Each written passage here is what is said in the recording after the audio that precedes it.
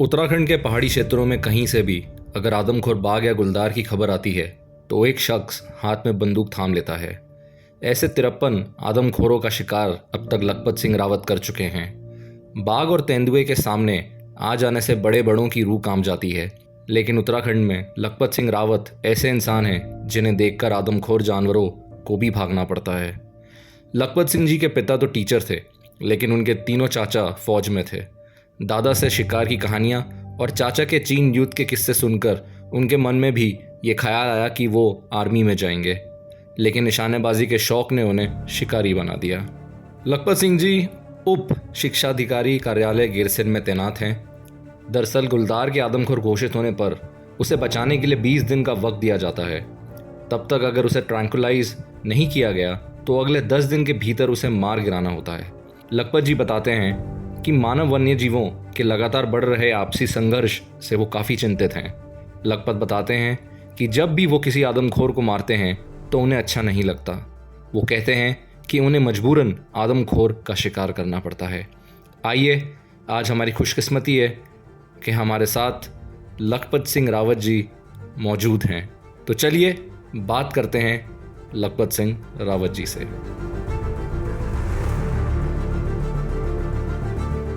तो दोस्तों देखिए, आज मेरे साथ में कौन है, मशहूर शिकारी लखपत सिंह रावत जी, गैरसैंण के, हमारे उत्तराखंड के बहुत ही मशहूर ये जानी मानी हस्ती हैं। आप लोगों ने उन्हें काफ़ी बारी न्यूज़ चैनल्स पे देखा होगा। ये हमारी खुशकिस्मती है कि आज लखपत जी हमारे साथ में मौजूद है। लखपत जी, थैंक यू सो मच, बहुत बहुत धन्यवाद, शो पे आए। थैंक यू, धन्यवाद। बहुत मुश्किल से आपका नंबर मिला मेरे को। अरे वाह। सबसे पहले तो मैं हमारे जो farmer director Corbett tiger reserve के रह चुके हैं मिस्टर राजीव भरतरी जी, मैं उनका धन्यवाद देना चाहूँगा कि उन्होंने मुझे आपका नंबर प्रदान किया जी। तो लखपत सिंह जी, आप पहली बारी शो पे आए हैं और जब भी कोई नए मेहमान हमारे शो पे आते हैं तो हम सबसे पहले उनकी निजी जिंदगी के बारे में जानना चाहते हैं जी। मैं आपके बारे में जानता हूँ, लेकिन मैं चाहता हूँ कि आप अपने बारे में ऑडियंस को खुद ही बताएं। जी, मैं वर्तमान में उप शिक्षा अधिकारी गैरसैंण के पद पर कार्यरत हूँ और मैं 1984 में सर्विस पे लग गया था। उसके बाद 84 के बाद मैंने जब मैं ट्रेनिंग कर रहा था, उस समय एसएसबी गोरला वार्ड फेयर में मैं सरान ट्रेनिंग के लिए गया था।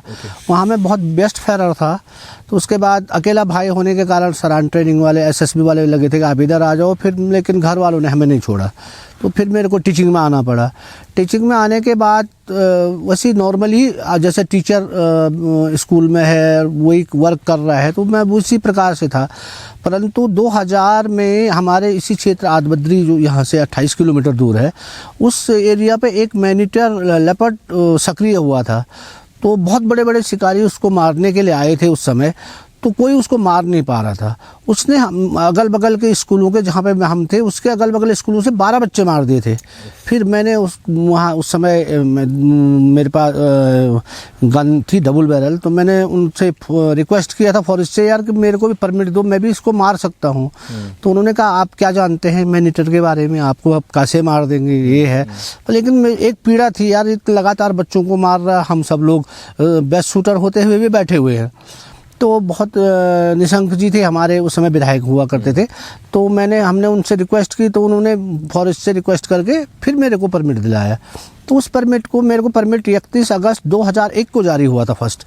तो 8 महीने बाद 15 मार्च 2002 को मेरे द्वारा उसे शूट किया गया। तब तक वो 12 बच्चे और एक बुढ़िया को मार चुका था। तो मेरा फर्स्ट वो था। परंतु उस समय मैं दूसरे प्रकार से मतलब उसको शूट किया, क्योंकि उस समय एक बच्चों के लगातार हत्या करने के, उसमें मेरे को एक दूसरे प्रकार का गुस्सा था उस पर, इसलिए मैंने उसको उस समय शूट किया था। फिर उसके बाद डीएम साहब ने उस पर 5000 रुपये इनाम भी रखा था। फिर उसके बाद उन्होंने मेरे को बोला, यार आप तो बहुत बढ़िया शूटर है, आप राइफ़ल लाइसेंस में देता हूँ, आप राइफ़ल ले लो, क्योंकि उत्तराखंड जो है वो कंटिन्यूज़ लेपर्ड के उसमें है, इसलिए कि आप मतलब फ्यूचर के लिए बहुत वो आप सहायता कर सकते हैं। बस जब मेरे पास राइफ़ल आ गई, उसके बाद फिर फॉरेस्ट मेरे को बुलाने लग गया, तो वो सिलसिला जारी हो गया। और अभी तक मैं 55 आदमखोरों को मार चुका हूँ, जिसमें से 53 लेपर्ड है और 2 टाइगर हैं। हमने अपने शो पे टाइगर्स के बारे में लखपत जी बहुत बात करी है जी। मतलब आप कह सकते हैं कॉन्फ्लिक्ट टाइगर्स, जी। आज की डेट में लोग ज़्यादातर उसको आदमखोर मैनीटर बोलते हैं। लेपर्ड्स के बारे में बहुत कम बात करी है और आज मेरी ये खुशकिस्मती है कि आप साथ में बैठे हो और आपका एक बहुत अच्छा ट्रैक रिकॉर्ड है इन टर्म्स ऑफ लेपर्ड्स को हंट डाउन करने का। उत्तराखंड में हम इस टाइम पे गैरसैंण में हैं और सबसे ज़्यादा यहाँ पे देखा गया कि उत्तराखंड के अंदर, अगर मैं गलत हूँ तो आप प्लीज़ मुझे टोकिएगा, 800 तक की लगभग जनसंख्या है लेपर्ड्स की, तेंदुओं की। जी ज़्यादा होगी सर जी, उससे ज़्यादा होगी। ठीक है। टाइगर्स की कम है? टाइगर्स की कम है, लेपर्ड तो बहुत ज़्यादा है। मैं अब कुछ एरियाज का नाम लेना चाहूँगा। कोटद्वार, डुगड्डा, बागेश्वर, चमोली, गैरसैंण, देहरादून, ये सब आपके उत्तराखंड के सारे उत्तराखंड के अंदर आते हैं। और एक गांव का नाम भी लेना भूल गया मैं, जयगांव। पोखाल जयगांव मैं गया हूँ। इधर सर सबसे ज़्यादा लेपर्ड्स की इतनी तबाही है और कहते हैं कि बहुत ही ज़्यादा पॉपुलेशन है लेपर्ड्स की और लोगों का मुश्किल हो गया अपने घर से बाहर निकलना। तो ये सर एकदम से लेपर्ड्स का इतना जल्दी तेज़ी से उनका नंबर बढ़ना और इंसानों को अपनी खुराक बनाना, उसमें इसके बारे में सर इसमें एक चीज़ है, इसमें मेन है सबसे पहले तो हमारे जो पहाड़ का प्लान था ना जी, जैसे जब मैं जयगांव में 2009 में गया था तो उस टाइम पे उस गांव में जो लेपर्ड के केस थे तो प्रत्येक घर पे लेपर्ड का केस था और मेन उसके चारों ओर जो है ना, चारों ओर वहाँ लैंटीना है। लैंटीना लेपर्ड के लिए सबसे बेहतर छुपाव है। करेक्ट। और उसके अंदर से जैसे वो चला जा रहा, हम तो समझेंगे वो है यहीं पर, लेकिन अपने शिकार पे बहुत दूर तक निकल जाएगा। फिर दूसरी चीज़ मैंने उस समय एक चीज़ रीड किया था, जो भी लैंटीना के एरिया में जो लेपर्ड है उस लेपर्ड के कैनाइल और उस लेपर्ड की आंतों में डिफेक्टेड है। अच्छा। मैंने क्योंकि जो भी जानवर वहाँ है उस एरिया पे, चाहे वो वॉकिंग डियर है, चाहे वो खरगोश है, तो उसका मांस बहुत खट्टा है, यानी उसके मांस में अम्लीय तत्व ज़्यादा है। और जब वो लेपर्ड उसको खा रहा है तो स्वतः ही हो गया, उसके दांत और आंतों में प्रॉब्लम तो आएगी ही। मैंने इस चीज़ अपने किताब जो पहाड़ के नरभक्षी उसमें भी इसका जिक्र किया है कि कोई इसको वैज्ञानिक तौर पे देखे तो सही, पर देखेगा कौन? हम तो देख नहीं पाएंगे ना, हमने तो केवल अपना अनुभव बताया कि ऐसा हो रहा है, इसलिए इनके दांत और आंतों में डिफेक्टेड है। जब दांत और आंतों में डिफेक्टेड हो जाएगा तो अपना भी आदमखोर हो जाएगा ना, फिर करेगा क्या? बिल्कुल। इसलिए वहाँ ज़्यादा शिकार है, मतलब ज़्यादा आदमों पे अटैक ज़्यादा है। भाई आप भी देखो, जैसे हम कोई चीज़ खट्टी चीज़ खा रहे हैं तो हमारे दांत थोड़ी देर बाद खट्टे हो जाते हैं, तो हमको उस चीज़ को खाने की इच्छा नहीं होती ना जी। तो सेम वही है। तो इंसान आसान शिकार है, तो इसलिए इंसानों का ज़्यादा उस एरिया पे ज़्यादा शिकार लेपर्ड कर रहा है। आपके हिसाब से ये मेन प्रॉब्लम है? बहुत ज़्यादा। और इसके बारे में कोई सोच नहीं रहा। मैंने इस चीज़ को तो कब लिखा था, 2012 में मैंने किताब रिलीज़ कर दी थी, उसमें भी इसका जिक्र किया था कि इसका वैज्ञानिक रूप से कुछ ना कुछ तो निकाला जाए, मतलब उसी एरिया पे ज़्यादा क्यों होता है और उसी एरिया के लेपर्डों के दांत और आंतों में डिफेक्टेड क्यों है, मतलब ये एक चीज़ कॉमन क्यों हो रही है? कॉमन की है। जहाँ भी लैंटीना है वहाँ के लैंटीना में मतलब एक खट्टापन है, मीट में उनके अम्लीय तत्व ज़्यादा है। देखिए सर, व्यूअर्स, आई मीन ये आज तक मुझे भी नहीं पता था और लखपत सिंह जी ने ये इतनी बड़ी बात बताई है जी। तो ये एक तजुर्बा होता है। लखपत सिंह जी, मैं आपसे एक चीज़ आना चाहूँगा कि जिम कॉर्बेट साहब, दुनिया भर में उनका नाम फेमस है, आप भी जानते हैं कि वो कितनी बड़ी हस्ती रह चुके हैं। आज की डेट में आपको उनसे कंपेयर किया जाता है, आपकी तुलना की जाती है उनसे। और मैं बताना चाहूंगा कि ये मैंने हिंदुस्तान टाइम्स के अंदर भी पढ़ा था कि सर ने जिम कॉर्बेट सर का रिकॉर्ड तोड़ दिया है। वो तो है ना, पर लेकिन मारने का वो ऐसा है ना, और ये आप गूगल भी कर सकते हैं और ये अब हिंदुस्तान टाइम्स में आपको मैं अभी कटिंग भी दिखाऊंगा, आप देख सकते हैं ये कटिंग आई है। तो वो नहीं सर, ऐसा है, ये बात सच है, वो बात तो सच है, परंतु उस समय के शिकार करने और अब के शिकार करने में बहुत अंतर है ना। मैं उसी पे आने वाला था। आप तो मेन देखो, उनके पास लाइट नहीं थी, बिल्कुल। मेरे पास 12 वोल्ट लाइट है, मेरे पास नाइट विजन है, मेरे पास टेलीस्कोपिक राइफल है। आपको भी तो सोचो, वो जब उस जमाने में एक टाइगर या एक लेपर्ड को मारना तो हमारे कम से कम 25 लेपर्ड के बराबर है। बिल्कुल सर। तो वो तो ऊंची चीज है ना। हमारे पास तो सुविधाएं ज्यादा है ना। अब उस समय सुविधा कहाँ थी। अब मैं अपनी इस राइफल से मैं 400 गज हिट मार लेता हूँ रात को। आप लगाओ 400 गज कहाँ रह गया। बड़ी रेंज है सर। हाँ, अब उनके पास जो उस समय जो वो थी वो कम से कम 20 से 15 20 गज पे मारते थे। तो आप लगाओ 20 और 15 गज पे बैठा हुआ आदमी कितने साइलेंटली बैठा होगा कि तब की लेपर्ड को भी पता ना चले कि कोई यहाँ बैठा हुआ है। मेरा तो इजीली टास्क है ना, मैं तो 400 गज हिट कर रहा हूँ कि ये लेपर्ड गया, ये है, ये लेपर्ड है, मैंने हिट किया, तो मैं तो ना तो मेरे को कोई कष्ट हुआ ना कुछ। हाँ ऐसा कि जहाँ पे किल बॉडी है वहाँ पे तो थोड़ा है, परंतु उसको भी मैं 100 गज 150 गज पे मारता हूँ। वहाँ भी मैं दूर बनाता हूँ ताकि वो मैं यदि थोड़ा भी मूवमेंट करूँ तो उसको पता ना चले।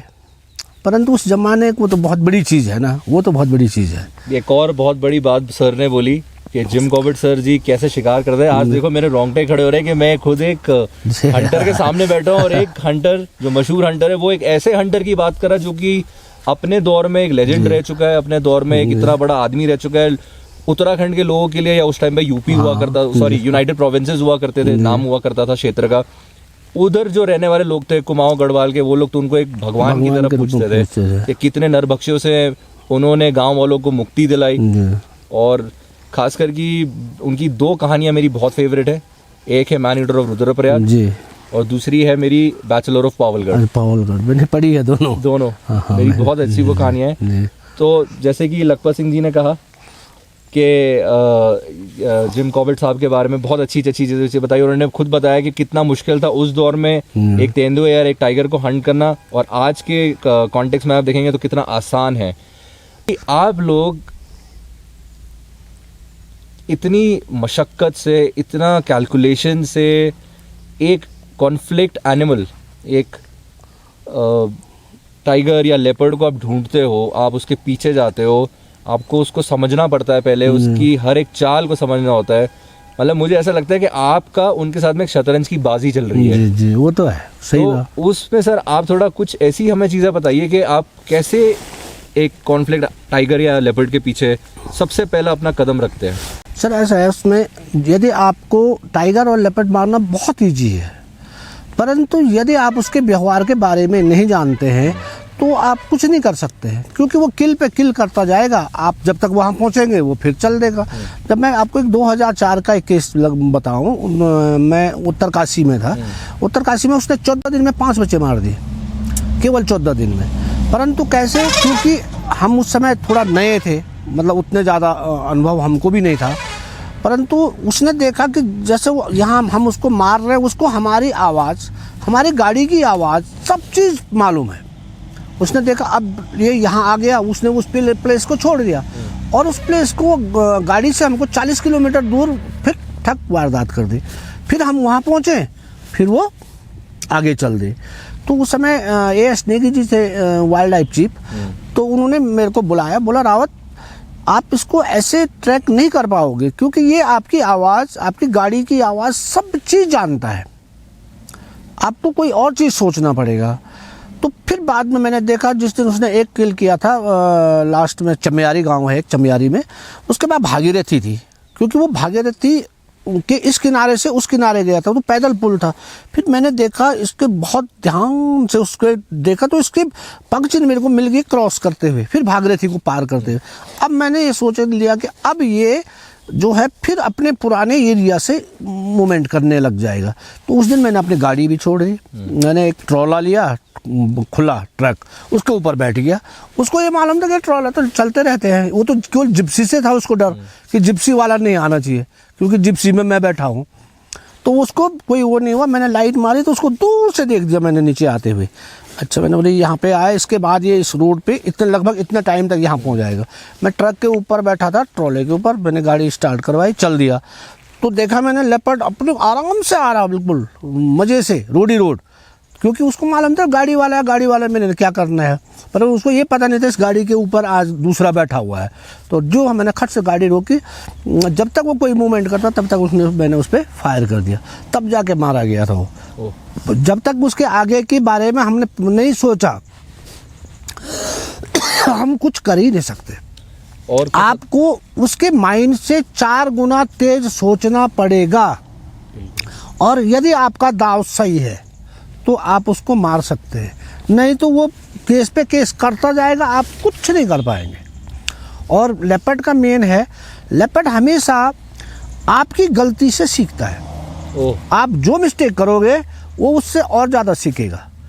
और फिर अक्सर हम लोगों को तो तब बुलाया जाता है जब लोग बहुत सारे लोग उसको फेल हो जाते हैं, तो हमको ऐसे लेपर्ड दिए जाते हैं कि जो लेपर्ड बिल्कुल किसी के बस में नहीं होते। तो मतलब बहुत ही खतरनाक चैलेंज दिया जाता है। तो वो तो ऊपर वाले की है कि हमारी सोच उससे थोड़ा आगे हो जाती है, तो हम उसको कब्जे में कर लेते हैं।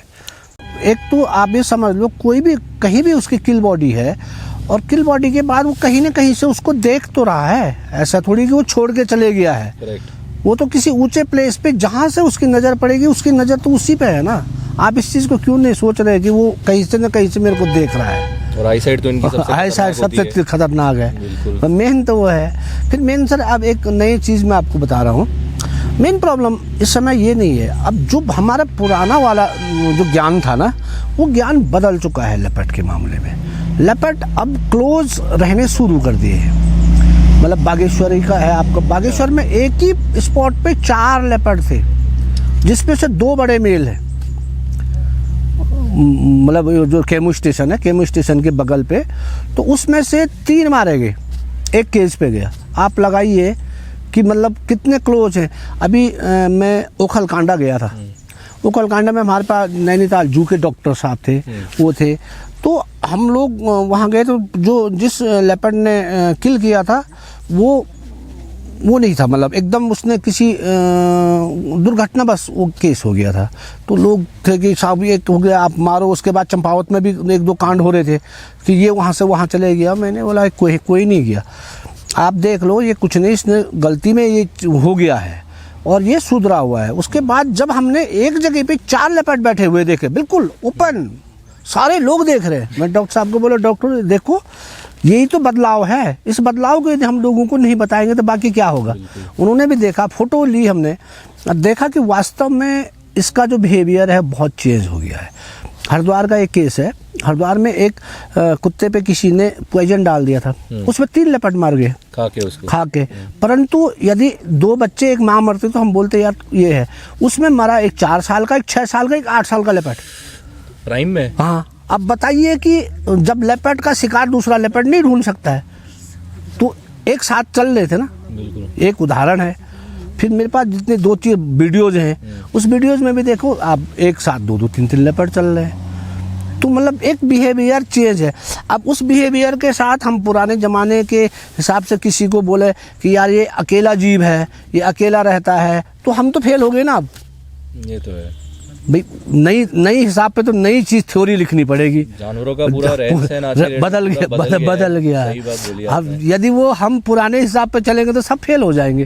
बिल्कुल। तो ये चीज बहुत जरूरी है, और नया ज्ञान भी बहुत जरूरी है कि ये चीज बदल रही है। जी।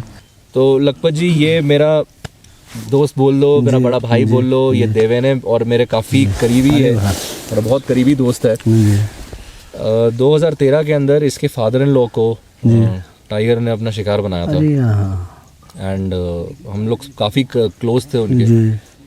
उसके बाद में काफ़ी मशक्क़त हुई, उसको ढूंढने की कोशिश करी, लेकिन मैं आज इसको आपके सामने इसलिए लेके आया क्योंकि एक हंटर मेरे सामने बैठा है और एक कॉन्जर्वेशनिस्ट मेरे सामने बैठा है। ये बहुत रेयर केस है, अभी तक कोई यूट्यूबर लेकर भी नहीं आया है इसको। देवेन ने साफ मना कर दिया था कि उस टाइगर्स का कोई शिकार नहीं करेगा, उसको कोई मारेगा नहीं, क्योंकि ये टाइगर्स को दिल से पूछता है, क्योंकि इसका काम, इसका जो भी इनकम, रोजगार जो है वो सब टाइगर से जुड़ा हुआ है। इसकी नहीं, हर किसी का जो आज की डेट में वहाँ पे रहता है।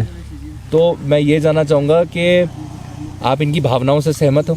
हाँ, क्यों नहीं, ये तो बहुत ज़रूरी है। देखो, मैं किसी लेपर्ड को मार नहीं रहा हूँ, क्योंकि आप देखो उस समय यहाँ गाँव में ना, मतलब जो एक शिकार पे नहीं 3 शिकार पे परमिट होता है, परंतु इतना प्रेशर सरकार पे डाला जाता है, वाइल्ड लाइफ पे डाला जाता है कि उसको मजबूरन वहाँ से उसको परमिट जारी करना पड़ता है। आप देखो, आपने कोई केस कर दिया या कोई मर्डर कर दिया, भाई आपके पास तो अदालत है ना, आप अदालत में जाएंगे, वहाँ से आपको वो होगा, उसके बाद सुनाई होगी, परंतु आप तो उसको सुनाई का चांस भी तो नहीं दे रहे। बिल्कुल, उसको तो सूट का आदेश है। इसलिए मेरी किताब है, उसमें बचाव के तरीके सबसे ज़्यादा है। भाई हम इस प्रकार का व्यवहार करें कि हम भी बचे और लेपर्ड भी बचे। बिल्कुल। क्योंकि मैं एक बोल रहा, सबसे पहले सब लेपर्ड का सबसे ज़्यादा शिकार 6 बजे से 8 बजे के बीच होता है, और बच्चे सबसे ज़्यादा 6 से 8 बजे के बीच लेपर्ड अटैक करता है। भाई हम इस प्रकार का पहाड़ी इलाके में 6 बजे से 8 बजे के बीच, या तो आदमी जो होगा वो काम से आ रहा होगा, बाजार में होगा, या तो आर्मी में होगा, उसकी माँ उस समय गौशाले में होगी, बच्चा उस पर घर पे अकेला होगा। भाई उस बच्चे को अभी से सिखा दो ना कि भाई 6 बजे से 8 बजे के बीच तो होमवर्क कर लेना अपना, और किसी भी अपने भाई बहन को भी बाहर मत आने दो। जब घर पे माँ आ जाए उसके बाद तुम बाहर आ जाओ। बिल्कुल। तो जब वो 6 बजे से 8 बजे के बीच लेपर्ड का टाइम शिकार का हमने कवर कर लिया, तो वो शिकार कर नहीं पाएगा। शिकार नहीं करेगा तो आदमखोर नहीं होगा, आदमखोर नहीं होगा तो मारा नहीं जाएगा, वो भी बचेगा, हम भी तो बचेंगे। भाई हमको इस प्रकार आज का नहीं है, एक लेपर्ड को मारने से, किसी आदमखोर को मारने से वो थोड़ी हो रहा है भाई दूसरा लेपर्ड शुरू हो जा रहा है। भाई हमको तो उसको इस प्रकार की जड़ समाप्त करनी है कि वो लेपर्ड आदमखोर हो ही ना, भाई वो भी तो जिंदा रहे। बिल्कुल। इस चीज़ के बारे में करो ना। तो मतलब जैसे कोई औरतें जंगल जा रही है, घास काट रही है, झुके हुए पे लेपर्ड सबसे ज़्यादा अटैक करता है। भाई हम 5 औरतें हैं, 5 औरतों में से हम 5 घास काट रही है, 3 को बोलो तुम घास काटो, 2 खड़ी हो जाओ ना। लेपर्ड की ओर जब तक आंखें रहेंगी लेपर्ड अटैक नहीं करता है। जो आप झुके तो वो उसने आंखें हमारी हट गई तो वो अटैक करना शुरू कर देगा। बट जब हम औरतों को इस प्रकार से सिखा देंगे कि 3 घास काटो, 2 देखो, 5 मिनट बाद वो 2 डाउन हो जाए और 2 उठ जाए, फिर 2 डाउन हो जाए, फिर उठ जाए, तो लेपर्ड का अटैक होगा ही नहीं ना। बिल्कुल। बट जो लेपर्ड अटैक करा तो भ्रमित हो जाएगा, तो जब अपना आप ही वो भी बचेंगे तो लेपर्ड भी तो बचेगा। ये हम टाइगर के कॉन्टेक्स्ट में भी बोल सकते हाँ, हैं। क्यों नहीं बोल सकते, हर चीज, क्योंकि दोनों में काफी सिमिलैरिटीज है, बहुत similarities है। हाँ सही बात। लेकिन लखपत जी, ये लेपर्ड जो है ये अपने अंदर बहुत इंटरेस्टिंग है। मैंने और देवेन ने एक बार, हम रामनगर से आ रहे थे, मैं अपना पहला लेपर्ड मैंने राजा जी में देखा था, अभी हाल ही पिछले 3 महीने पहले की बात है, हम लोग आ रहे थे जब हमने लेपर्ड देखा। वाकई में पहली बार मैंने एक लेपर्ड को प्रॉपरली क्राउच करते हुए देखा। आई थिंक शायद वो हंटिंग मोड में था, स्टॉक कर रहा था, लेकिन उस लेपर्ड को सही में, क्या एक बात बताइए लखपत जी, उसको सही में क्या एक भूतिया बिल्ली बोलते हैं, एकदम जिसको बोलते हैं कि भूत है ये, इसके आने का कुछ पता नहीं चलता कि कहाँ से आ रहा था, कैसे आता है। वो कैमोफ्लाइज मास्टर है ना, वो तो टाइगर भी है। वो भी कैमोफ्लाइज मास्टर है, इसलिए उसका जब दिखेगा नहीं, अचानक मुंह पे दिखेगा तो अपना भी भूतिया हो गया। ये इसके बारे में तो ज्यादा ही बोलती, क्योंकि लेपर्ड का ऐसे टाइगर क्या होता है, टाइगर कई बार खुल के सामने आ जाता है। लेपर्ड क्या होता है, लेपर्ड अपने आप को छुपा लेता है। फिर मेन भैया ऐसा ना, टाइगर जो भी अटैक करेगा जंगल पे करेगा, और इसका है कि ये घर पे आके अटैक करेगा, बस ये है, ये घर पे आके अटैक करेगा। भाई आप टाइगर के लिए आप जंगल ना जाए तो आप तो सेफ बच गए ना, परंतु ये तो घर से भी उठा के ले जाएगा ना, बस इसमें ये है खासियत। और एक लेपर्ड का मैं आपको बताऊं, डीडी हार्ट का एक लेपर्ड था। डीडी हार्ट के लेपर्ड ने 16 किल किए, 16 आदमियों को मारा, परंतु उसमें से एक भी बच्चा और औरत नहीं थी, और 16 के 16 शराबी थे। एल्कोहलिक मैनिटर के रूप में उसकी अभी स्टोरी भी, अभी एक मेरी स्टोरी भी छपी है उस पे बहुत सारे वो भी लिखी हुई है किताबें। एल्कोहलिक मैनिटर था, जब तक उसका 8 या 9 किल हुए तब तक किसी ने उसके परमिट के लिए उसको बोला ही नहीं कि इसको परमिट जारी करो, मरने दो, वो मर रहा है, शराबी मर रहे। ये था। ये कहाँ, इधर डीडी हार्ट का है, डीडी हार्ट का है, डीडी हार्ट के उस पे मुआनी का मैंने शालवे पे मारा था इसको 14 अक्टूबर 2014 को। जितनी पोस्टमार्टम हुई होंगी सब में सारा अल्कोहल, क्योंकि उसका मेन ही था वो ऐसे, उसकी मेन खासियत थी, जैसे आप जा रहे हैं, हाँ। आप गए, बैठे, आपने पी रखी है, आप थोड़ा बोले तो उसकी इतना इंटेलिजेंट था कि 10 आदमी में से आपकी आवाज़ को पहचान जाएगा कि किसने अल्कोहल पिया है, केवल उसी को मारना है, आवाज़ सुन के उसको रीड कर लेता था। तो बहुत इंटरेस्टिंग केस है। हाँ, उसमें से आप कभी जब जाए शालवे है, मुआनी थल के बगल पे एक शालवे गांव है। शालवे में अभी एक फौजी जिंदा है, उसका घायल का केवल सिंगल घायल आदमी है, बाकी 16 किल है, एक घायल है। वो भी जैसे अगले दिन उसके यहाँ पे कोई आदमी मारा था जंगल पे, घर नहीं पहुँचने देता था आदमी को, जंगल में मार लेता था रास्ते में ही। तो वो भी कैंटीन गया, फौजी भाई वो भी लेके आया, और लेके आए, लगाई उसने भी, और वो भी घर से हल्ला करने लगा, घर से अच्छा, वो फिर वहाँ से निकला लेपर्ड, पहुँच गया घर पे सीधे। वो बोला था कि देखता हूँ तेरे को, आ जा ये सो। तो जो 9 बजे घर के अंदर घुसने लग गया तो लेपर्ड ने उसको पीछे से पकड़ लिया। और तो उसकी मिसेज थी वहाँ पे, तो जो घंजाला होता है चावल कूटने वाला, तो उसने उससे मारा, तब छुड़वाया उसको। तो उस आदमी की भी पूरी यहाँ से लेकर यहाँ तक पीठ फाड़ दी थी, पूरा फाड़ दिया था उसने। तो इतना खतरनाक था। और उसके बाद तब मेरे को लगा उसको, मेरे को 2000 जुलाई में भी गया मैं।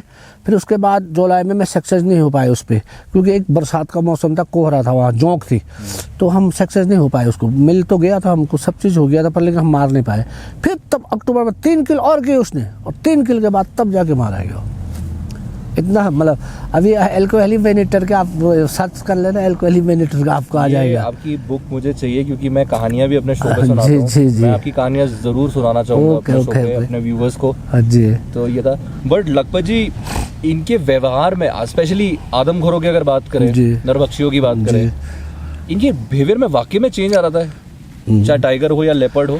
एक बार जब इंसानी खून लग गया, ऐसा ना, मेन है, एक है ईटिंग और किलिंग। करेक्ट, 2 चीज़ है। करेक्ट। किलिंग में गारंटेड नहीं है कि वो आदमखोर हो जाए। करेक्ट। ईटिंग में है चांसेस।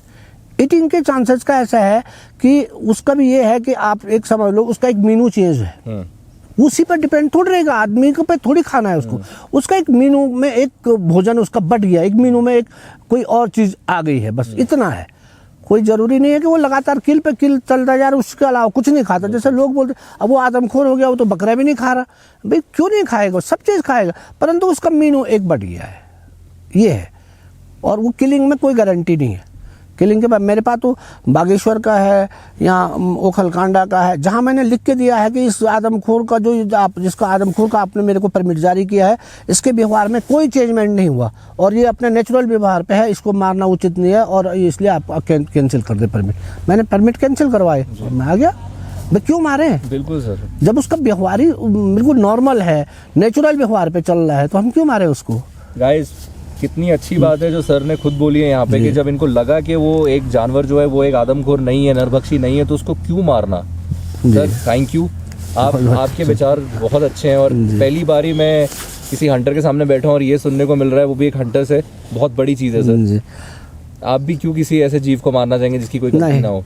गलती फिर इतने सुंदर जानवर को मारने के लिए, भाई आप लगा लो आपने किसी आदमखोर को मार दिया है, परंतु आपके दिल के अंदर आपने एक जंगल के एक राजा को कम कर दिया ना। बिल्कुल। और वो भी इतना सुंदर, जिसको देखने के लिए भाई उसकी एक थोड़ी सी गलती थी ना। यदि उसको खाना उसका कोई डिफेक्टेड हो गया, इसका खाना कम हो गया, वो तो जानवर तो नहीं ना, घास तो नहीं खाएगा ना वो। बिल्कुल बिल्कुल। आपने ऐसा था तो मतलब उसको खाने का बंदोबस्त तो कर लेते। अब नहीं है तो मांस ही तो खाएगा। और जब वो मांस जानवरों का नहीं खा सकता, इंसान का मांस खा रहा, तो क्या प्रॉब्लम? मेरे को तो लग नहीं रहा। मैं उसने अपना भोजन ही तो किया, उसको आपने भोजन करने की सजा दी है ना। बिल्कुल। और जो इंसान तो 50 आदमियों का कत्ल कर दे रहा है, उसके लिए तो कुछ भी नहीं हो रहा। तो ऐसा है, क्योंकि वो जानवर है तो उसको जानवर के हिसाब पे न समझाए, वो भी तो एक जीव है और उसकी इतनी छोटी गलती के कारण उसको हम शूट कर रहे हैं, तो दिल कहाँ लगेगा? वो तो ऐसा है कि मनुष्य जो योनि है और मनुष्य को सबसे ऊंचा माना गया है। और मेन होता है कि वो जो जब छोटे बच्चों का वो शिकार करता है ना, उस समय लगता है यार कि ये बच्चा वो देश का राष्ट्रपति भी बन सकता था। ये तो ये है, ये मिस्टेक हो जाती है उससे। भाई इतना है उस समय कि यार ये ऐसा हो गया है। और फिर उसकी प्रजाति के लिए भी बहुत खतरनाक है वो, मतलब लेपर्ड की प्रजाति के लिए कोई लेपर्ड आदमखोर हो गया तो उसकी प्रजाति के लिए बहुत खतरनाक है। क्योंकि मैंने देखा है और मैंने बहुत जगह जज किया कि एक लेपर्ड आदमखोर होने पे कम से कम पॉइजनिंग से 3 या 4 लेपर्डों को मार दिया जाता है, बेकसूर लेपर्ड। हाँ, बेकसूर लेपर्ड को। तो उसकी प्रजाति को कम नहीं हो रहे हो इतना मतलब प्रत्येक आदमी उसका उस समय दुश्मन होता है। भाई ऐसा है ना, फॉरेस्ट भी इतना शो कहाँ कर पाएगी क्या हो रहा है, परंतु पता नहीं चलता है। पर लेकिन हमने देखा ऐसा भी कर लेते हैं लोग, क्योंकि उसकी पूरी प्रजाति का उस समय इंसान दुश्मन बना रहता है। तो यदि उसको मार दो तो अपना आप ही सब नॉर्मल उस पर आ जाते हैं, तो उसका पूरी प्रजाति बच जाएगी। सर मेरे को ये बताओ कि जब आपको ये ऑर्डर मिलता है शूट करने का, ये आपको एनटीसी से तो नहीं आता होगा, direct chief wild life warden से आता होगा नहीं, उत्तराखंड के? पहले कोई कुछ जो बहुत अर्जेंट इस प्रकार के केस होते हैं उसमें तो वाइल्ड लाइफ चीफ से सीधे आ जाता है, परंतु अब जैसे है जो नॉर्मली चल रहे तो सबसे पहले डीएफओ को आएगा, डीएफओ हमको वो करेगा, परंतु हम लोगों को बहुत कम बुलाया जाता है, इसलिए क्योंकि हमारे पास वर्क ज़्यादा है। मैं अभी ऑन ड्यूटी हूँ, तो पहले मेरे को बुलाएंगे, मेरे को बुलाने के लिए सबसे पहले उनको मेरे अधिकारी को करना पड़ेगा, डीएम को, डीएम से तब मेरे अधिकारी को आएगा, तब मेरे को आदेश होगा, तब तक तो 15-16 दिन गुजर जाते हैं, और इसलिए वो टाइम बीच का तो लोग, जबकि ऐसा है कि लपट मारने के लिए कम से कम 15 दिन उसको बचाने के लिए होते हैं। वो बचाने का कुछ तो यूज कर लो ना भाई, उसको बचाने का टाइम में ही उसको मार दे। मैं तो कह रहा हूँ, जैसे अभी भिक्किया सैंड वाला था पिछले दफे, भिक्किया सैंड पे मेरे को बुला दिया था 2 तारीख को, मैंने बोला इसको टाइम कितना हो रहा है, इसका 15 दिन कब हो रहे, इतने हो रहे पहले 2 तारीख को, तो मैं 2 तारीख चले गया, देखा मैंने वहाँ लेपर्ड तो दिख रहे थे, मैंने बोला बिना सेकंड एटम का मैं फायर नहीं करूँगा जब तक उसने सेकंड एटम नहीं दिया। भाई अपनी उपस्थिति तो देगा, एक बच्चे को तो मार दिया, पर सेकंड उपस्थिति तो देगा, क्या पता सुधर जाए, क्या पता सेल्फ डिफेंस में सेल्फ डिफेंस, चांस एनकाउंटर हम बोलते हैं। फिर उसने अटैक दूसरा बच्चे को अटैक कर दिया, फिर उसके दूसरे दिन हमने शूट कर दिया उसको। भाई कम से कम कुछ तो करे, सेकंड मौका तो दे वो कि भाई मैं वास्तव में मैं बिगड़ चुका हूँ। भाई अब एक है, एक के बाद कुछ ही नहीं हो रहा, तो आप किस बेस पे मारोगे उसको, कुछ भी बेस नहीं है। तो अब मैं लखपत जी आपसे आपकी साथी के बारे में पूछना चाहूंगा जो आपके हाथ में है। जी जरा थोड़ा इसके बारे में बताइए। हाँ। अच्छा, मैंने सुना था कि एनटीसी की जो गाइडलाइंस होती है टाइगर को जब भी अगर कोई गोली मारता है, जी कहते हैं कि 0.375 जो बोर होती है उससे नीचे की आप कोई यूज नहीं कर सकते, आपको इसको या तो 0.375 या उसके ऊपर की आपको गन यूज करनी पड़ती है। आपको थोड़ा, आप जब वो 1 करोड़ की बाघिन थी ना पश्चिमी रामनगर के वन प्रभाग जी, के, जी, जी, जी, जी। उसके माथे, जब आपको फोटो दिखे थोड़ा आपके उसके माथे को देख लेना, वो 12 बोर से मारी है मेरे साथी ने, 12 बोर से, इतनी बड़ी सिंगल बॉल थी 12 बोर की, और उसने सीधे, हरी नाम था उसका और मेरा लाइट वाला था, तो मैं ऊपर मचान पे बैठा हुआ था, वो हाथी पे चल रहा था, वो टाइगर ने यूँ सर किया, उसने 12 बोर से ठक मारे, सीधे इतना बड़ा छेद कर दिया। तो 375 कहाँ, वो तो 12 बोर से मार दे। भाई आप शूटर हैं तो आप तो 12 बोर से मार दे टाइगर को, उसने 12 बोर से टाइगर मार दिया। अब कभी आप फोटो देखे उसकी तो आपको सीधे उसके यहाँ पे आंखों के बीच में इतना मोटा छेद होगा। 12 बोर की जो सिंगल बॉल है ना, सिंगल बॉल का इतना बड़ा छेद है, तो उसने तो 12 बोर से मार दी थी।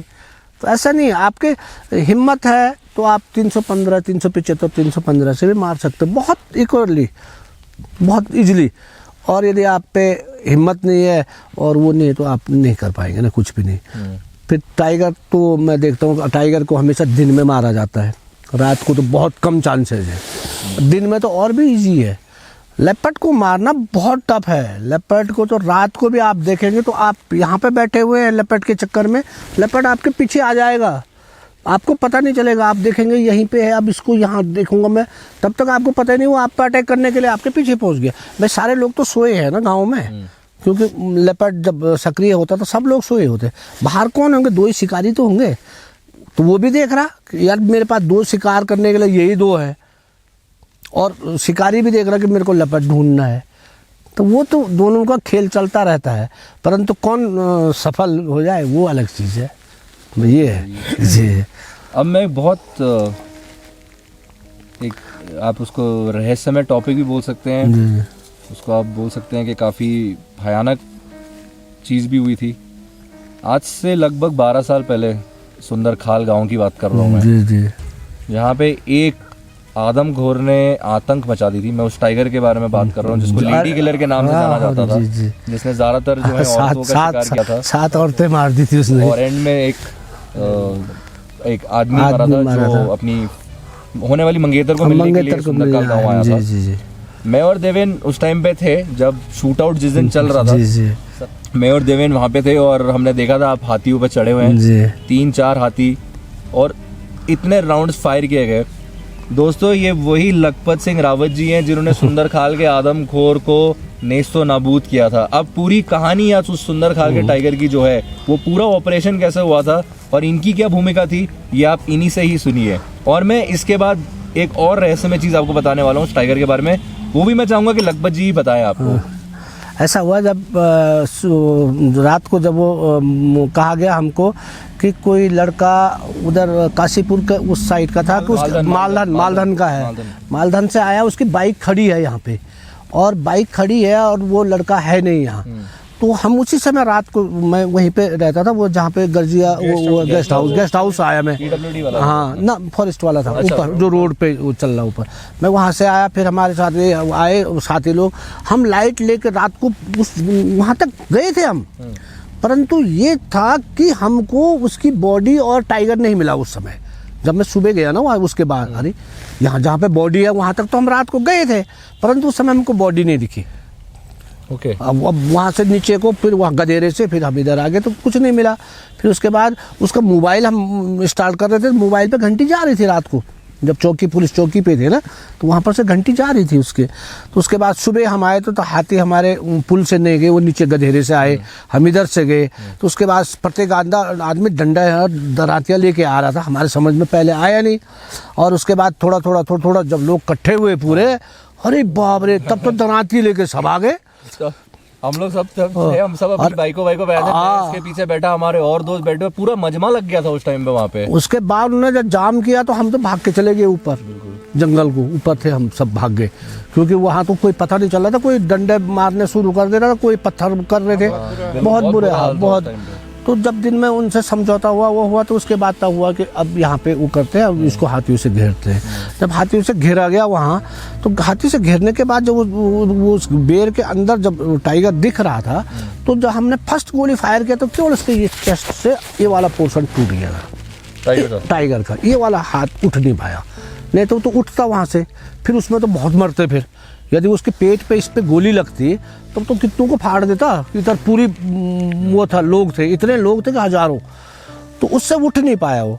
तो उसको केवल 3 गोलियां लगी, बाकी लास्ट में ये लग रहा था कि यहाँ आज बहुत लोग नहासे हो जाएंगे, क्योंकि लोग वैसे ही आगे, आपके आगे आदमी है, पीछे से फायर कर रहा। मैंने तो अपने हाथी वाले को बोला, मैंने बोला पीछे कर यार, तू हाथी तू मरवाएगा यहाँ क्या।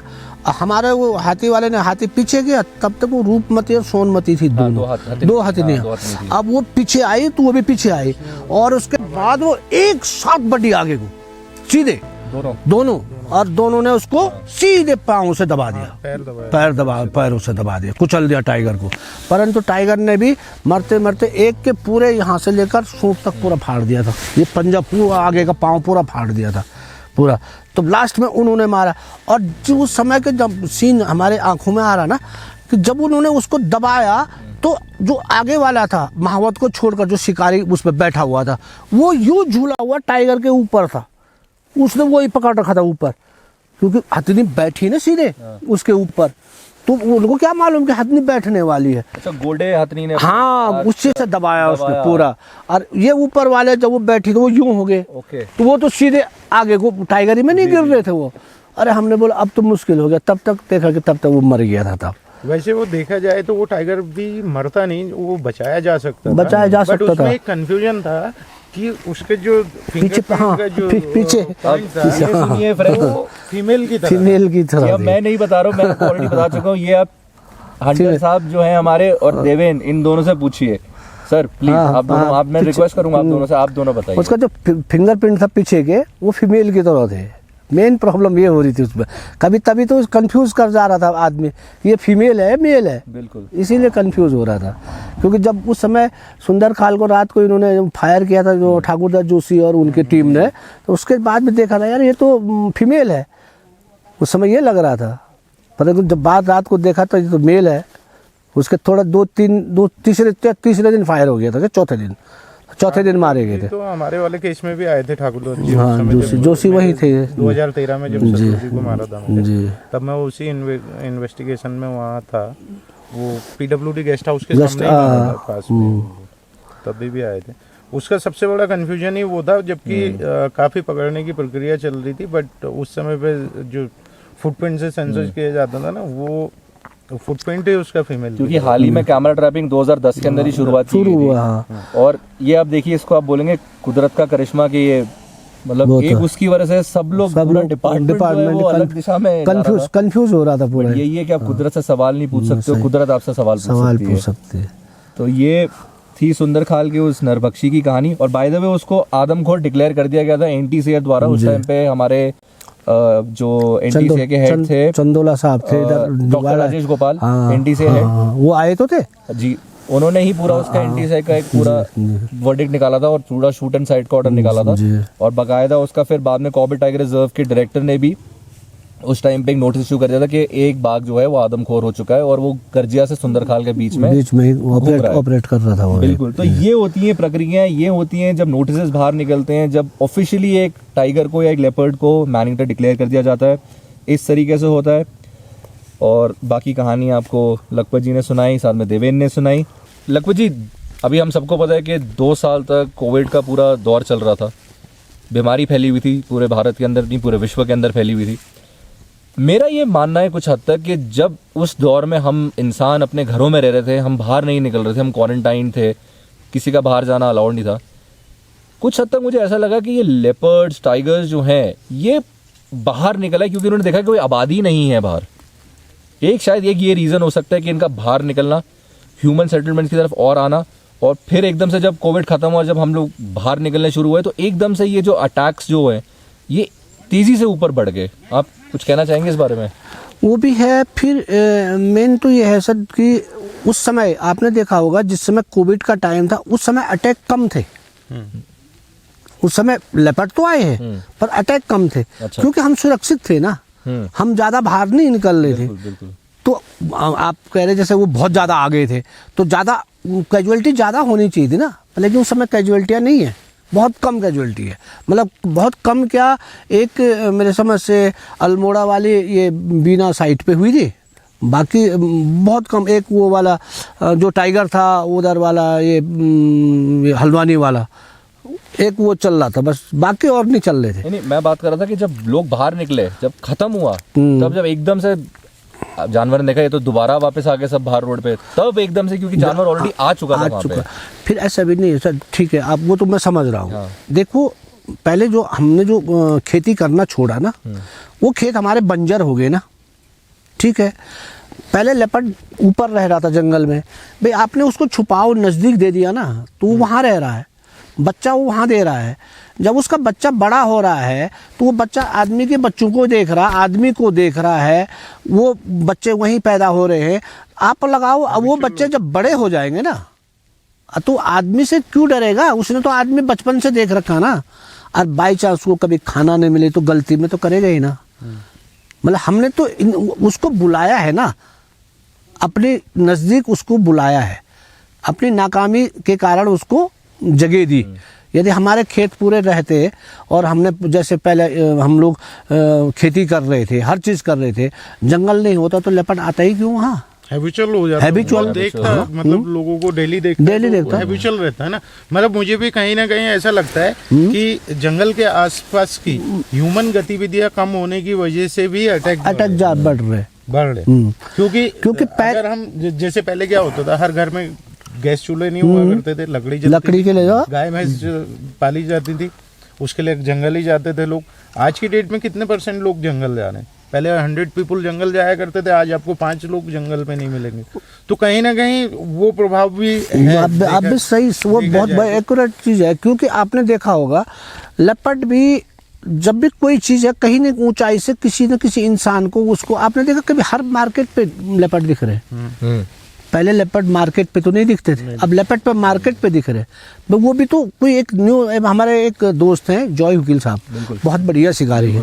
उन्होंने कहा एक बार वो बैठे हुए थे कहीं, तो वो देख रहे हैं कि बारात चल रही है, लेपर्ड जाके पैराफिट पे बैठ के बारात का मजा ले रहा, बारात को देख रहा। तो उन्होंने बताया था कि एक एंजॉयमेंट उसके माइंड में भी इस चीज़ को, नई चीज़ देखने के लिए इच्छा हो गई, तो वो भी देख रहा था। तो मैंने बोला यार आपने सही कहा, इसलिए ये भी मार्केट और उसके जो धोरे ज़्यादा है। वैसे लेपर्ड का जो सामान्य व्यवहार है, बस्ती पे आना तो उसका सामान्य व्यवहार है ना, वो तो आएगा ही, परंतु उसका टाइम है 11 बजे से, 3 बजे उसको बस्ती को छोड़ देगा। आदमखोर का तो है कि बस्ती के नज़दीक छिपा रहेगा, 6 बजे पहुँच जाएगा, सुबह 6 बजे तक रहेगा। वो व्यवहार तो था, परंतु वही थोड़ा जो व्यवहार में चेंजमेंट आ रहा ना, उससे इनके समय हर चीज में चेंजमेंट हो गया ना, तब उनके व्यवहार में भी चेंजमेंट हो गया। मैं इसलिए कह रहा हूँ ध्रुव भाई कि मैं भी बचपन से मतलब फॉरेस्ट में, जहाँ बात कर रहे थे गेस्ट हाउस की, मैं वहीं रहा करता था। मैं बहुत छोटा सा था जब से वहाँ मेरे नानी जी गेस्ट हाउस में ही जॉब करते थे, वहाँ फॉरेस्ट में। नाना जी भी शिकारी हुआ करते थे। 1984 में उनकी डेथ हो गई थी, मतलब काफ़ी टाइम पहले। तो उसके बाद से पूरा का पूरा फैमिली जो है फॉरेस्ट में, नानी को जॉब मिली, अभी मामा जी हैं प्रेजेंट में। तो फॉरेस्ट के आसपास ही, मतलब फॉरेस्ट के अंदर ही हमारा भी मेरा टाइम पूरा बीता है। तो हम लोग बचपन से देखते आ रहे हैं कि पहले अपने ही क्षेत्र में, जहाँ की हम बात कर रहे हैं गर्जिया की, गर्जिया क्षेत्र में मैं बचपन में स्कूल से आता था, अकेले बैग रखा वहाँ पे घास काटने के लिए, गाय के लिए, कहीं भी अकेले जंगल में पूरा कहीं भी चले जाया करते थे। क्यों कि वहाँ पे अभी यहाँ से आवाज आ रही है, हाँ, सारे लोग काम कर रहे, लोग जंगल में थे। आज आप चले जाओ उस क्षेत्र में, आज आपको एक ही नहीं दिखेगा। तो या तो अटैक, देखिए सेल्फ डिफेंस में अटैक हम क्यों कह रहे हैं, क्योंकि अचानक से उसको कोई चीज दिख गई, अब वो डर गया ना। अगर हमें डेली देख रहा होता तो शायद वो हम पे अटैक नहीं करता। अब वो हमें डेली नहीं देख रहा, तो अचानक से उसको हम दिखाई दिए, उसने अपने बचाव के लिए जो है हम पे अटैक कर दिया। तो इसलिए भी ये केसेस बढ़े हैं। आज हमने ट्रैक करना बंद कर दिया है पूरा, जबकि हम अकेले कहीं भी कुछ भी कहीं भी घूम जाते थे। आज 6 लोगों को लेके नहीं जा सकता मैं उन ट्रैकों में, जहाँ मैं अकेले जाया करता था। तो कहीं ना कहीं ये मतलब रीजन तो है ही कि मतलब आवाजाही जितनी कम हो रही है, ह्यूमन गतिविधियां कम होने की वजह से भी एनिमल का बिहेवियर जो है चेंज हो रहा है। ये लखपत जी, बहुत से लोगों ने ना एक सवाल पूछा है मुझसे जी, काफ़ी इंटरेस्टिंग सवाल है। ये कहते हैं कि जब फॉरेस्ट डिपार्टमेंट के पास में इतने स्टाफ हैं, उनके पास ट्रैंकुलाइजिंग प्रोसेस है, उनके पास मतलब प्रोसीजर्स हैं, इक्विपमेंट्स हैं, तो वो एक हंटर, एक शिकारी को क्यों बाहर से बुलाते हैं? कभी कोई प्रॉब्लम हो जाती है या वो किसी एनिमल को खुद से पकड़ नहीं पा रहे होते हैं, तो वो एक शिकारी को क्यों बुलाते हैं? कोई रीज़न, आज तक मैंने कभी कोई स्पेसिफिक, कोई मुख्य रीज़न नहीं सुना फॉरेस्ट डिपार्टमेंट से कि किसी बाहर से किसी इंसान को बुला के उसको शूट करने के लिए या उसको ट्रैंकुलाइज करने के लिए। मेन तो है सर, सबसे पहले तो आपको जनता का दिल जीतना पड़ेगा ना। बिल्कुल। यदि आपने जनता का दिल जीत गया तो जनता को आप पे विश्वास है ना। मेन तो सबसे बड़ी चीज वही है। आपने किसी का दिल तो जीता नहीं, तो आप पे विश्वास करने के लिए कोई तैयार है ही नहीं ना। मेन तो ये रीजन है। फिर दूसरी बात, आपने अभी तो कॉर्बेट पे तो अच्छे ट्रेंड हो गए हैं भाई, उसके व्यवहार को आपने उसको नौकरी के हिसाब पे समझा है ना। उस सर्विस है, सर्विस में आपने नौकरी के हिसाब पे देखा, उसके बारीकियों को तो आपने जाना ही नहीं ना। आप उस पे, अब हम दूसरे डिपार्टमेंट से जा रहे हैं तो जो हम वर्क करें वो हमारा एक्स्ट्रा वर्क है, हम एक्स्ट्रा वर्क में ज़्यादा वर्क दे रहे हैं, ज़्यादा वो कर रहे हैं, तो इसलिए हमको उसके व्यवहार के बारे में ज़्यादा ज्ञान प्राप्त हो गया। नहीं तो हम ज़्यादा समय देते हैं उसको, अपना पे जो चीज़ हम देंगे तो रियल उस पर करें, काम करेंगे, तो इसलिए हमें उसके व्यवहार का ज़्यादा ज्ञान हो गया। वही चीज़ होगी, जो आदमी जहाँ रहता है वो उसको ज़्यादा महत्ता नहीं देता ना। दूर के ढोल सुहाने वाले हो गए ना बात। इसमें मैं भी बोलूँगा कि विभाग भी बहुत चीज़ों से गुजरता है। जैसे कि जब भी ये सब ऐसे मैन एनिमल कॉन्फ्लिक्ट्स होते हैं, गांव वाले आपको पता है कितने आक्रोश में आते हैं। और मैं आपको सबसे हिंदुस्तान में तो मैं एक चीज़ बोलता हूँ कि जनता को काबू करना सबसे मुश्किल है। मैं आपको एक केस, अभी अमसर कोट है बागेश्वर पे, अमसर कोट में एक बच्चे को 8 तारीख बाघ ने मार दिया था। अच्छा, उसके बाद मेरे को परमिट हुआ, मैं 10 तारीख पहुंच गया वहाँ, और जॉय साहब वकील साहब भी थे, दोनों आदमी हम वहाँ पहुँच गए। और 10 तारीख को हम खाना खा रहे थे ऊपर, तब तक कॉल आ गई कि यहाँ एक बच्चे को बाघ ने मार दिया। हमें पता नहीं चला किधर को, तो जिस गांव में हम थे वहाँ रोड नहीं थी, उसने सीधे नीचे रोड पे दूसरे बच्चे को मार दिया वहाँ। तो हम फटाफट वहाँ से भागे, नीचे आए तो सब पिए हुए में लोग, अरे आपको मालूम नहीं बाघ? अरे भैया हमको बाघ का क्या पता, बाघ हम कल तो आए, हमको ऊपर ही तक हम सर्च ऊपर ही कर रहे हैं, हमको क्या मालूम बाघ नीचे आ गया। तो सब उसके बाद फॉरेस्ट वाले आ गए, अधिकारी लोग, तो भाई साहब वो डंडे पड़े ना, बहुत ज़्यादा, बहुत खतरनाक। अब हम तो आगे खिसक गए, मैंने यूं लाइट मारी तो सामने लेपर्ड बैठा हुआ। तो जो लेपर्ड पे लाइट पड़ी, लेपर्ड जब दिख रहा था तो लोगों का ध्यान फिर थोड़ा इधर हट गया, लेपर्ड पे ध्यान आ गया कि लेपर्ड ये बैठा हुआ है। अब मैंने राइफल जॉय वकील के कंधे में रख दी। जॉय को बोला आप लाइट बाले रखें, बंद मत करें। परंतु आप ये लगा लो पीछे लठ पड़ रहे हैं, आदमी निशाना ले रहा, लंबी लंबी सांसें ले रहा। यार सपोज दैट इस टेंशन में गोली नहीं लगी तो ये साले हमको भी पीट देंगे आप। हाँ, वो अरे सिचुएशन ही ये थी, हाँ, इतनी situation खतरनाक सिचुएशन। बिल्कुल। तो लेपर्ड लेटा हुआ, जब लेपर्ड यूं उठा तो मैंने लंबी सांस ली, ठीक एम किया और उसके घूमने पे फायर कर दिया। तो गोली उसके यहाँ से निकल गई, तो वो गड़क गड़क गड़क गड़क गड़क लुढ़क गया नीचे। तब दौड़ गए लोग, अरे मर गया मर गया मर गया, और वो मोमेंट शांत हो गया एकदम। आप लगाओ यदि मेरी गोली उस समय मिस कर जाती तो क्या हालत होते। बॉडी पड़ी हुई है आंगन में, लेपर्ड सामने खड़ा है, शिकारी है और पीछे इतना बवाल हो रहा है। तो मतलब आपको भी तो अपना वो करना पड़ेगा उस समय कि मैं क्या कर सकता हूँ। मतलब बहुत सेंसिटिव था कि क्या होगा, मतलब ये है। लखपत सिंह जी, इसमें टाइमिंग का बहुत बड़ा खेल होता है। जी जी। अभी अब कितना, मतलब ये तो सेकंड का काम मिनट तो हो ही नहीं सकता। ना सेकंड का है। अगर वो गोली मिस हो गई तो वाह हो करेगा गया, आपको। चार्ज करेगा, वो चार्ज करेगा और जनता पीछे चार्ज कर देती उस दिन तो वो जनता ही चार्ज कर देती हमको। इतने खतरनाक उस पे चलते हैं ना कभी, मतलब वो तो वक्त की है, तो कभी कभी ऐसा हो जाता है। तो इसी के साथ हम लोग चलते हैं, और मैं लखपत जी की किताब अब बहुत जल्दी नरेट करने वाला हूँ अपने शो पे। मैं सर से अभी किताब लूंगा। सर, मैं आपकी अनुमति चाहूंगा पहले कि आप मुझे प्लीज ये इजाजत दीजिए, ये हिदायत दीजिए कि मैं आपकी कहानियों को अपनी ऑडियंस को सुनाऊं। क्यों नहीं पक्का। चलो सर से हमने परमिशन ले ली, चलिए ठीक है। अगले पॉडकास्ट सेशन में। ठीक है, ओके, थैंक यू।